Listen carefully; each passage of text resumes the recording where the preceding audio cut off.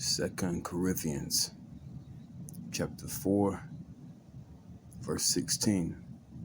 For which cause we faint not. For which cause we faint not. But though our outward man perish, yet the inward man is renewed day by day. Call Allah, Yahweh, Bashim Yahushai, Bashim Kakadash, Rakatawa, Brakatam, Shalom to the elect, and the 1/3 of the children of Israel. This is Brother Daniel Olive from the prophets in Babylon. Double honors to the teachers and the head apostles of the great millstone rule well. Peace and salutations to the Akim who are pushing out this work with true sincerity. Also, Brakatah to the Aquathim who are listening as well. Just want to do this quick hit. Though the outward man perish, the inward man is renewed day by day.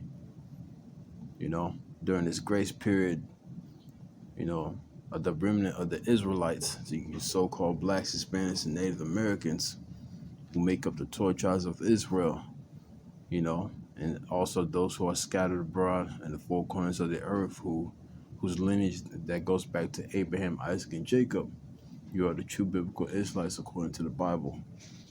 And for us to receive salvation within our lots, whether being delivered in the heavenly chariots or to be martyrs of the truth, we have to catch our hell first. We got to catch hell now so we won't catch hell later. I'm going to repeat the precept again. 2 Corinthians chapter 4, verse 16, for which cause we faint not. For which cause we faint not. The goal is not to faint. The goal is to endure. Endure the hardness as a good soldier through Yahushua Mashiach. All right? So we must endure the hardness, whatever that we're going through. And it can be painful. Yes, it can be painful. Brothers and sisters going through all kinds of, afflictions. That's common to man. And the things that are common to man, financial issues, health issues, mental issues, scenarios with family members, co-workers at work, even the unusual and weird situations that you thought you'll never get into.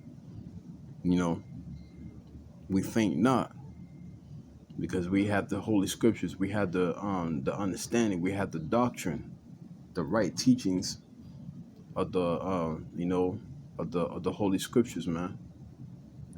Also keeping the law, statutes, and commandments to the best of our ability. So that's one of the things. That's the entire thing, actually. That doesn't cause us to faint because we know the Scriptures. Read it on.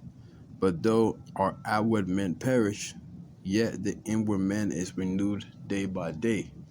So our outward man perish, man. We're going to catch all kinds of hell within this flesh. The flesh mentioned in Romans chapter 8 being the bondage of corruption. The flesh always reapeth corruption. It will always go off because sin dwelleth within us in Romans chapter 7. So there's nothing we can do. All we can do is not allow our conscience to condemn us.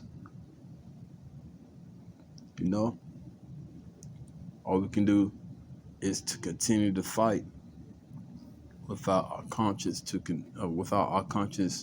taking the best of us, which is the main battle. Is a mental battle within this walk, man. Remember Paul being chastised by the thorn on his side, and we don't know what kind of affliction that he was catching, because the thorn on his side is a figure of speech that he was catching hell, and he asked the Lord thrice to get rid of it. And the Lord said, my grace is sufficient for thee.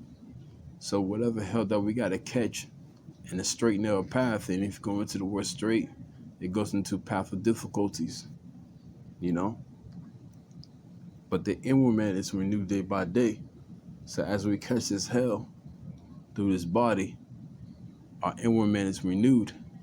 Now sometimes you're not able to see your growth, but most of the time, brethren and even other people will see your growth.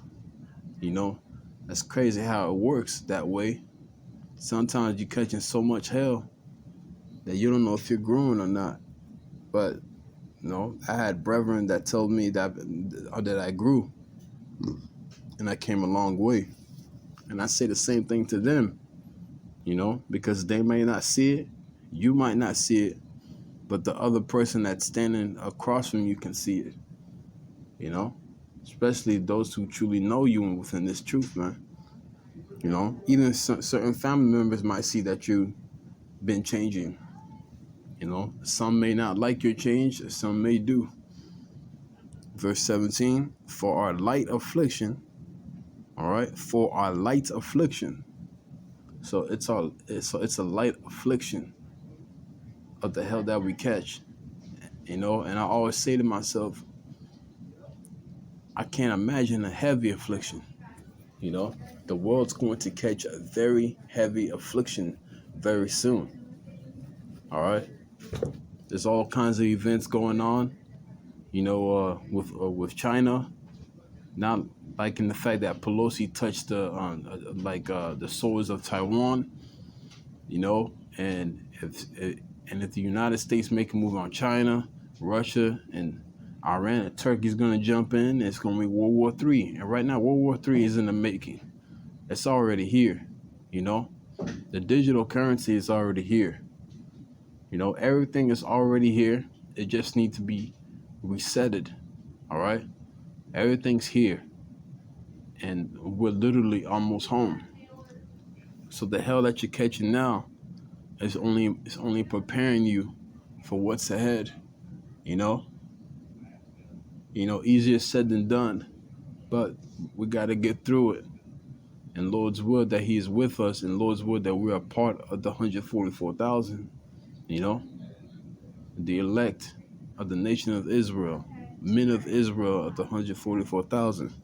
That's what we strive for to the best of our ability. So for our light affliction, 2 Corinthians 4:17, for our light affliction, which is but for a moment. So it's only for a moment. All right?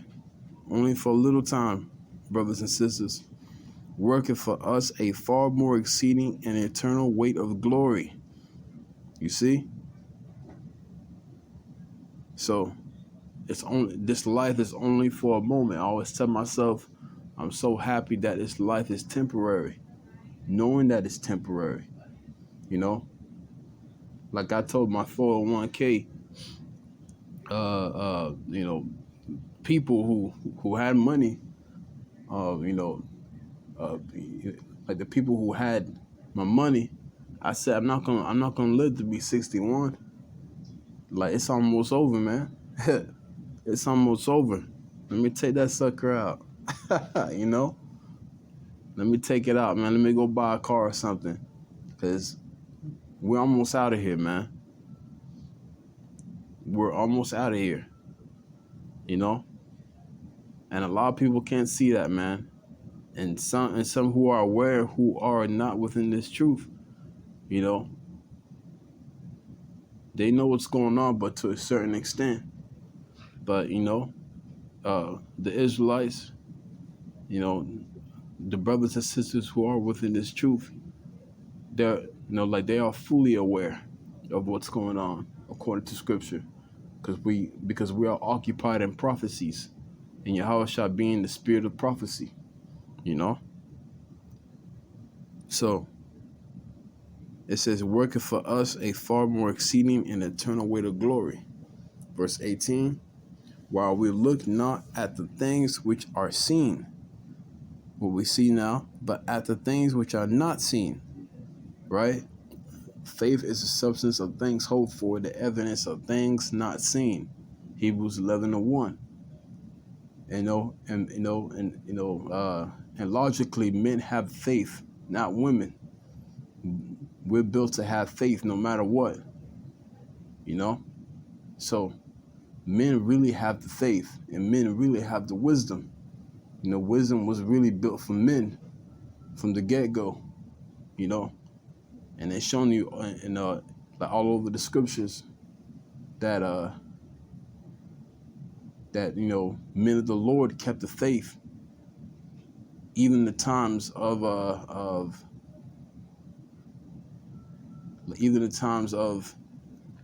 famine, death and destruction. The renowned men, our forefathers, they still kept the faith, even in hardcore bondage. Okay, read it on. For the things which are seen are temporal, but the things which are not seen are eternal. Just like the scripture says in 1 Corinthians 2:15, love not the world, neither are the things that are in the world. Because all this shall pass away. Second Peter 3:10, and the elements shall melt with fervent heat. The earth also, everything is going to be gone. Everything that we see, everything that we are going through now, it's all temporal. The kingdom awaits. Thy kingdom come, that will be done on earth as it is in heaven. Our redemption draweth nigh. Our salvation is near.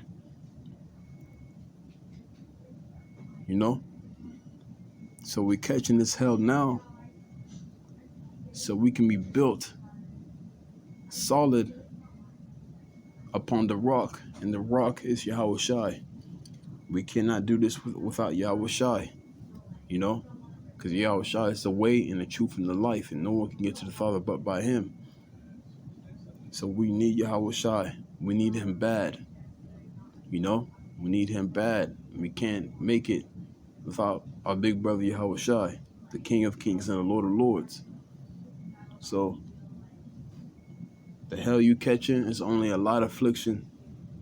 Endure the hardness. I hope this class was edifying to the elect. Call Allah, Yahweh, Bashim al-Shah, Bashim al-Kakadash. Till next time I say Shalom. DTA, Abal, soon.